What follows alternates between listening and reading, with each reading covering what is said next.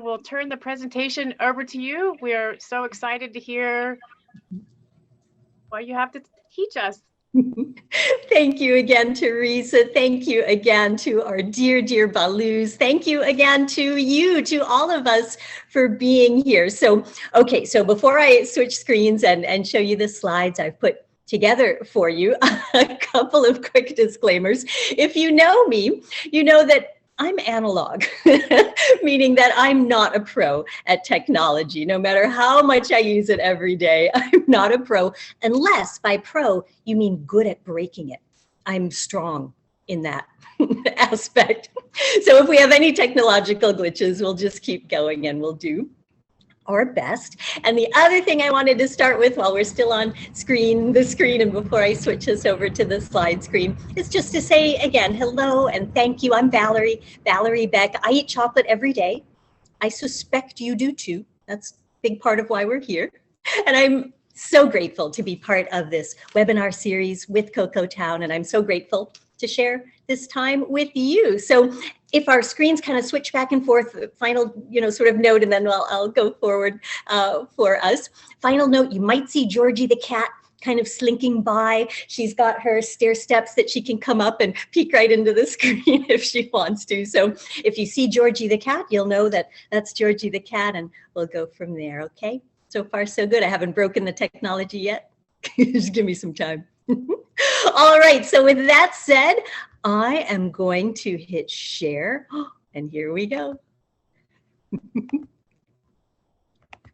And here we go. There we go. Is it working? I think it's working. So I am thrilled to be able to share with you some thoughts on working with a distributor or other collaborator, how to make sure that this relationship works for you. Because if you did not do what you do, make amazing bean to bar chocolate, then chocolate services professionals like me couldn't do what we do. So it's all about you. It's all about what you share with the world and how we help you fulfill your mission through our own services. So I thought I would tell you a quick little bit about me in case you're thinking, okay, wait a minute, she's a little peppy. What's the story there? So let me see if I can click our slides over. Oh, a couple of examples. Part of why I'm so peppy is I eat chocolate every day. I love to put it on my fruit for breakfast. I love to put it on things like pie for dessert. And of course, I like to savor it as chocolate. I believe that chocolate goes with everything, and I love to experiment with that in my own life.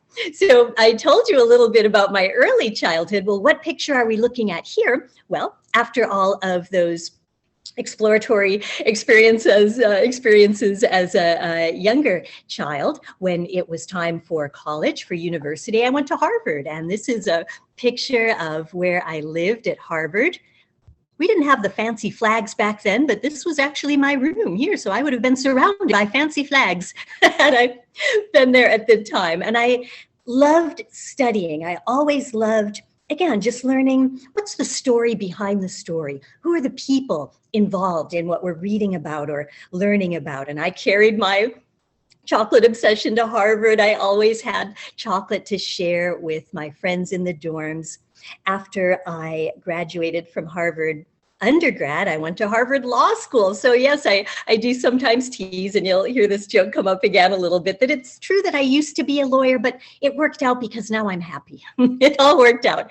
I followed perhaps Sandal's beautiful prayer of finding happiness and freedom through chocolate. So this is me when I was 19 years old. I took a semester to study in Paris at the Sorbonne.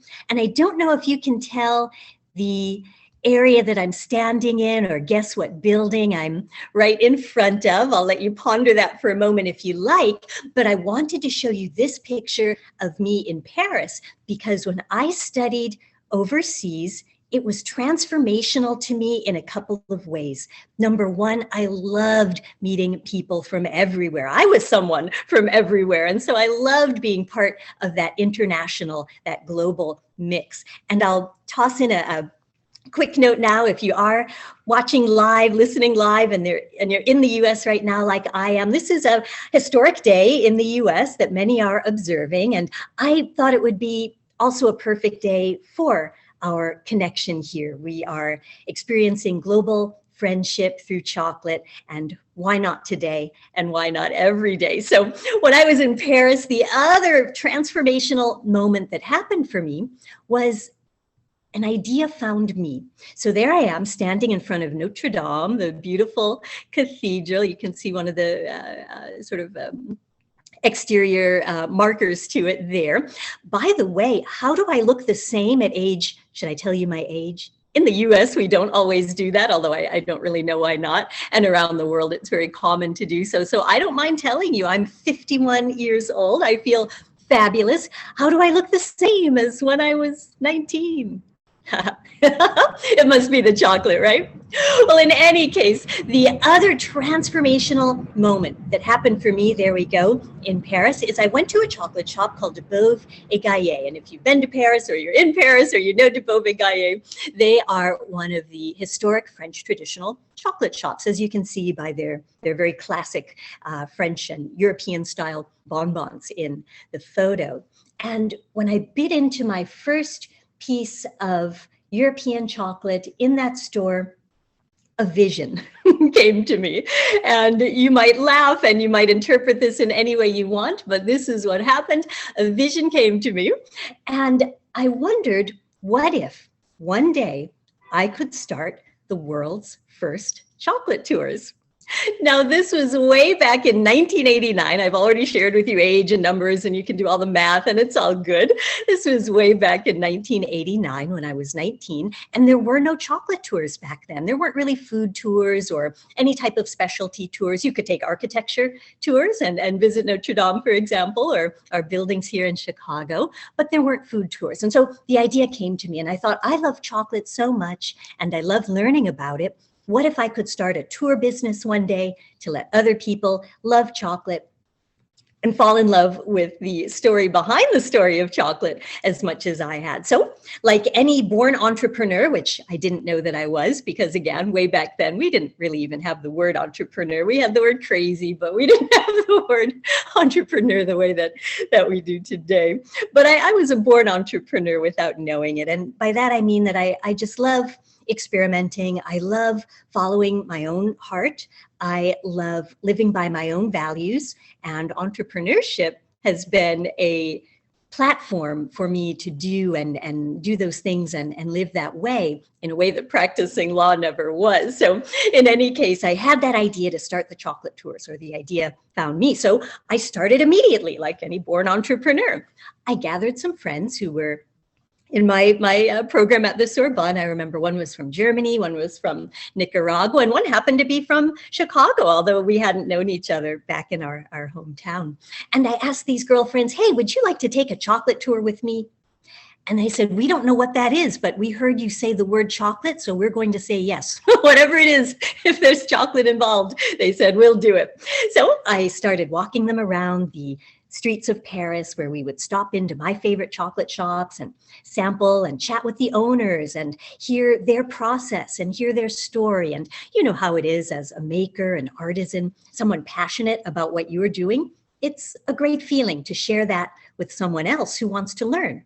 And so I was connecting chocolate makers and shopkeepers and chocolate lovers in this happy circle of chocolate love. I didn't charge any money. I just was doing it for fun, for the joy, and we had a blast.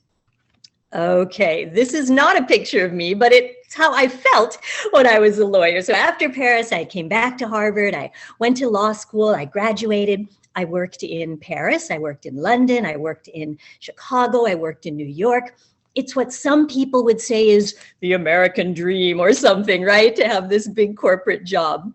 But to me, whether it's an American dream or any country's dream, if you're not happy, it's a nightmare. And so I was working in what I would call an abusive relationship of a job. And I thought, well, what if, just what if, I went back to that idea I had when I was 19 and actually turned the chocolate tours into a business?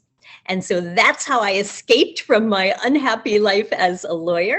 I started Chicago Chocolate Tours in 2005. And ultimately, I grew it to 4 cities and 50 employees so that we could share, uplift through chocolate. So I have a video montage to show you a little bit of that will give you a sense of what we did on the chocolate tours. Let's see if it works.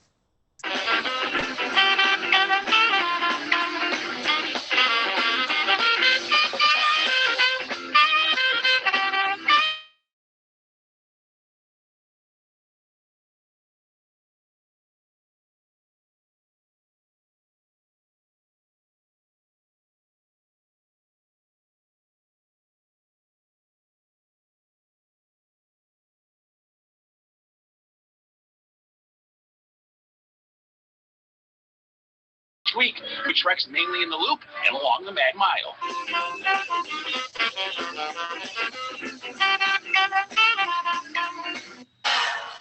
Hey, it's Marcus Lachak. Valerie Beck has been running Chicago Chocolate Tours for 6 years. My producer demanded I come out and try it. Let's go inside and try it. It is a blast. I'll tell you my dark secret. Yeah. I used to be a lawyer.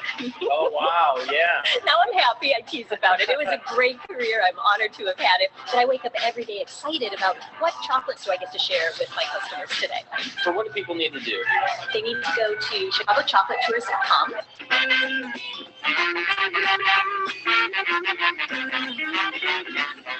People have been captivated by chocolate, and now local chocolate lovers can indulge their passion by visiting some of the area's finest chocolatiers. It's part of a fun tour that samples the sweet treats of chocolate makers, and it's been in Chicago for several years and has now expanded to the western suburb of Geneva, which is the scene of this week's 7 in Your Neighborhood.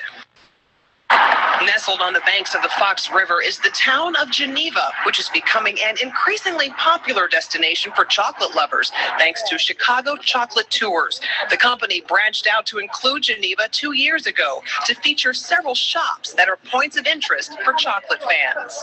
We've got a series of 5 staple chocolatiers that we always work with. And then every week or month, we'll kind of rotate in some of our newbies. There's just so much great chocolate. We hate to leave anybody out.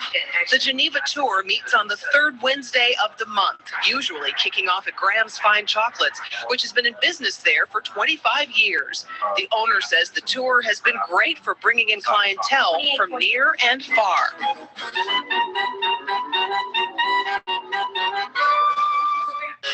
Good afternoon and welcome to Perspective. I'm your host, Kimbrielle Kelly. Today on Perspective, we're celebrating women, specifically women who have decided that they don't want to just work for a boss, but they want to be the boss. So we'll hear their personal stories of trials and triumph and get their tips about what catapulted them to success. We're now joined by Valerie Beck. She's the founder of Chicago Chocolate Tours, and that just sounds like a dream. I always tell entrepreneurs who are thinking about becoming an entrepreneur, just do it.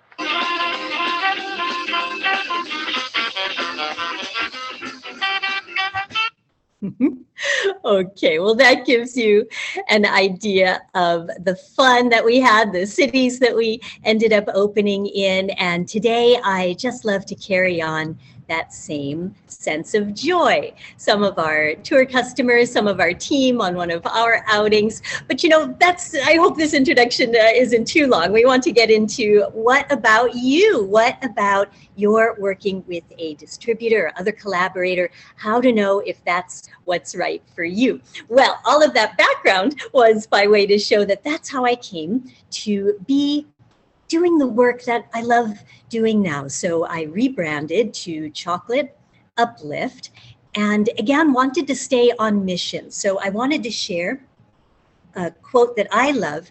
Ethics is knowing the difference between what you have a right to do and what is right to do. Potter Stewart was a U.S. Supreme Court justice, so I do still follow law. I love reading patents and FDA bulletins for fun, so I keep up on all of that good stuff for you. And this idea of doing what's right is something that has always been what I have tried to do. So here I am today. This was on my 51st birthday, by the way. We did a virtual chocolate party, which was so much fun.